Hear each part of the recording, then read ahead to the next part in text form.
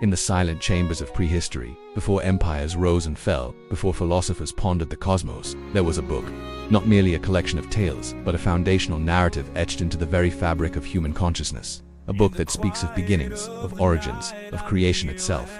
Today, we embark on a journey into Genesis, not just as an ancient text, but as a living tapestry that weaves together our past, our present, and our deepest understanding of who we are. Join us as we uncover the profound, often overlooked truths hidden within its venerable pages. Genesis, the book of beginnings. It plunges us into the primordial void, to the very moment where divine decree brought forth existence. Let there be light, and light pierced the darkness. Day by day, we witness the meticulous orchestration of creation, the separation of waters, the emergence of dry land, the burgeoning of plant life, and the celestial bodies taking their places in the heavens. This isn't merely a factual account, it's a cosmic symphony, a breathtaking poem celebrating the magnificent architect. It sets the stage for a universe governed by order, purpose, and breathtaking beauty, laying the groundwork for all that is to follow. Consider the profound implications of a universe not born of accident, but of deliberate, intentional design. What does this suggest about the inherent value of creation? At the crescendo of this divine composition, the ultimate masterpiece emerges: humanity, fashioned in the divine image, imbued with consciousness, reason, and echoes of the Creator's own spirit. The story of Adam and Eve in the Garden of Eden is far more than a simple fable. It is the seminal narrative of our human condition. Here we encounter the profound gift of free will, the capacity to choose, to love, to obey, or to defy. The serpent's insidious temptation, the allure of forbidden knowledge, the tragic choice to transgress. These are not just events, but archetypes of every human struggle.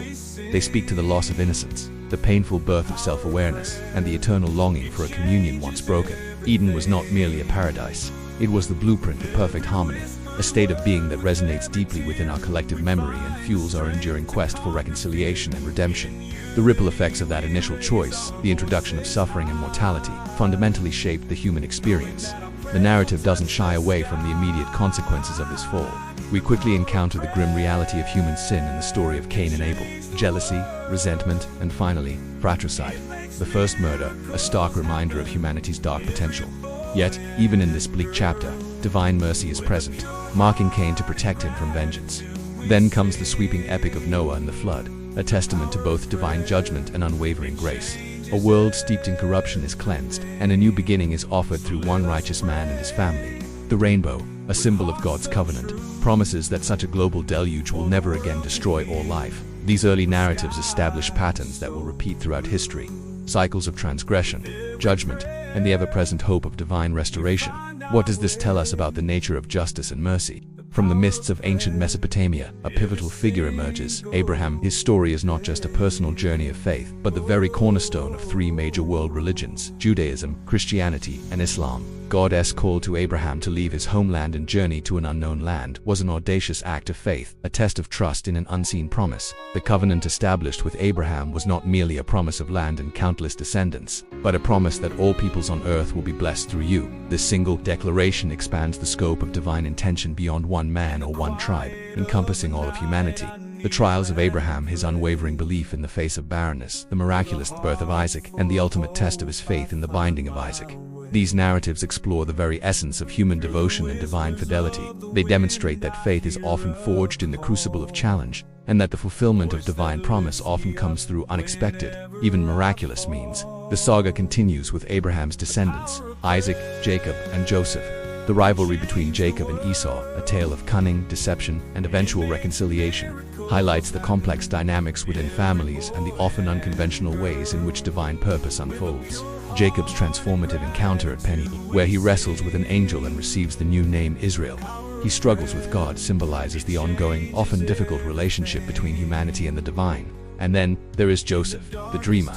His story is a poignant testament to betrayal, perseverance, and ultimate forgiveness. Sold into slavery by his jealous brothers, imprisoned unjustly, Joseph rises to become a powerful viceroy in Egypt. His journey demonstrates how even the most heinous acts of evil can be ultimately redeemed and used by a sovereign power for a greater good.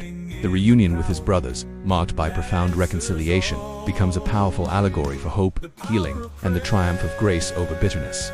For too long, the narrative of Genesis has been viewed through a narrow, Eurocentric lens, often obscuring its deep and undeniable connections to African history and culture. Historically, some twisted interpretations, such as the abhorrent curse of Ham, were weaponized to justify slavery and colonialism.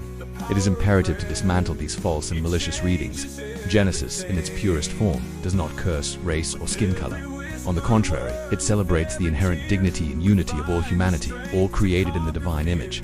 The lands mentioned in Genesis, particularly Cush, modern-day Sudan and parts of Ethiopia, and the powerful civilization of Egypt, are intrinsic to its unfolding drama. These are not peripheral settings but vibrant centers of ancient civilization deeply intertwined with the biblical narrative, challenging any attempt to whitewash or marginalize Africa's profound contributions.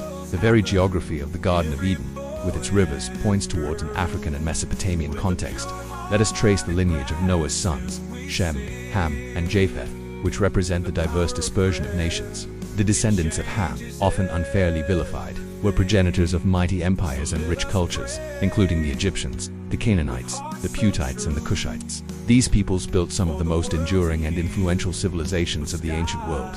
The Bible itself is replete with figures from these Hamitic lands who play crucial roles. Hagar, the Egyptian mother of Ishmael; Zipporah, Moses' Cushite wife; the Queen of Sheba, a powerful African monarch who sought wisdom from Solomon; and the Ethiopian eunuch, a devout seeker of truth whose conversion is chronicled in Acts. Genesis consistently reminds us that human history is inextricably interwoven with all ethnicities, and that greatness, wisdom, and divine favor are not confined to any single group.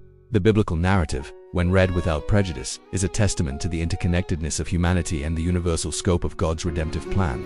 It transcends modern racial constructs, pointing to a shared ancestry for all. The historical misrepresentations of figures like Jesus or other biblical characters, often depicted with European features, have contributed to a skewed understanding of the biblical world. Genuinely understanding Genesis requires an unvarnished look at the diverse cultures and peoples who populated the ancient Near East.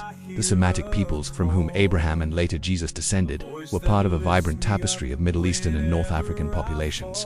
This challenges us to move beyond superficial imagery and embrace a more accurate, inclusive vision of biblical history. The earliest Christian communities flourished in North Africa, Egypt, and the Levant, long before Christianity became dominant in Europe. Their art, their theology, and their interpretations of Genesis offer invaluable insights that have often been marginalized. In recent times, there has been a powerful global movement to reclaim and re-examine the historical and cultural roots of sacred texts, revealing profound perspectives often overlooked for centuries. This re-evaluation of Genesis invites us to transcend superficial interpretations and to embrace its universal message of creation, fall, and the enduring promise of redemption. It calls us to recognize the inherent dignity and shared ancestry of all humanity. Genesis, far from being just a dusty relic of the past, remains a living text that challenges us to look beyond divisions and embrace our common heritage. It beckons us into a royal priesthood of understanding and inclusivity, where each of us becomes a custodian of truth, capable of seeing the divine image in every person, in every culture. May we collectively rediscover the expansive and unifying message of Genesis, allowing it to illuminate our path towards a more compassionate and understanding world.